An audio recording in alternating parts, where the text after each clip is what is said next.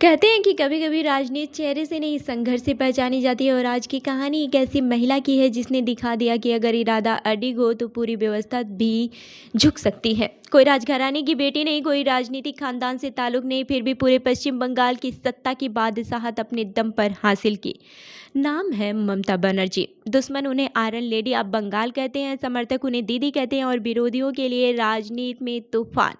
5 जनवरी 1955 कोलकाता के एक साधारण ब्राह्मण परिवार में इनका जन्म हुआ। घर में इतनी आर्थिक सुविधा नहीं थी कि सपने आराम से पल सके, लेकिन इच्छा शक्ति इतनी प्रचंड थी कि दुनिया भी रोक न पाई। माता गायत्री देवी, पिता प्रोमिलेश्वर बनर्जी और महज 17 साल की उम्र में पिता के निधन ने जिंदगी बदल दी।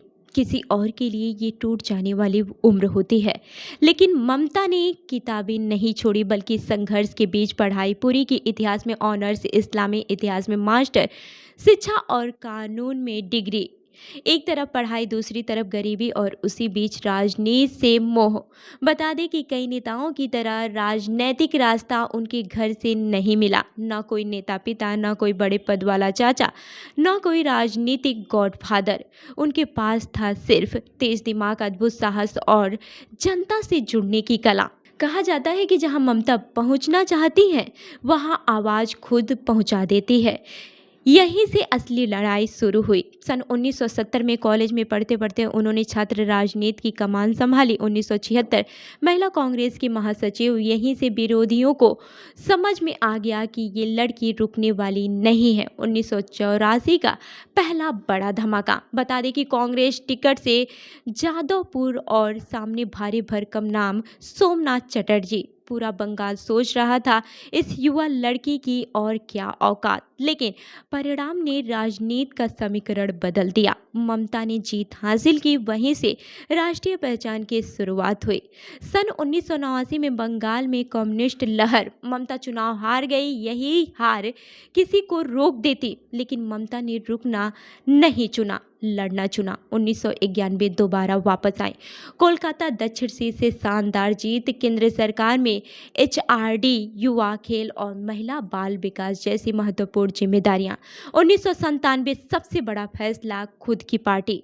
कांग्रेस से मतभेद और तब आया वो फैसला जिसने राजनीति का नक्शा बदल दिया। अखिल भारतीय तृणमूल कांग्रेस यानी कि AITC की स्थापना। सबने कहा बिना बड़े कंधों के पार्टी चलाना मुश्किल है, लेकिन दीदी ने दिखा दिया सत्ता संगठन नहीं, जन समर्थन से जीतती है।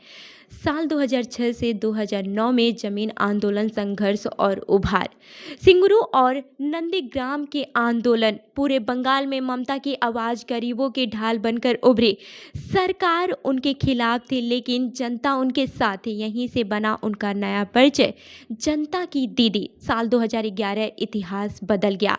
34 साल पुराना वाम मोर्चा शासन और एक महिला ने अकेले दम पर गढ़ ध्वस्त कर सत्ता हासिल की। ममता बनर्जी पश्चिम बंगाल की पहली महिला मुख्यमंत्री। साल 2016 और बड़ी जीत।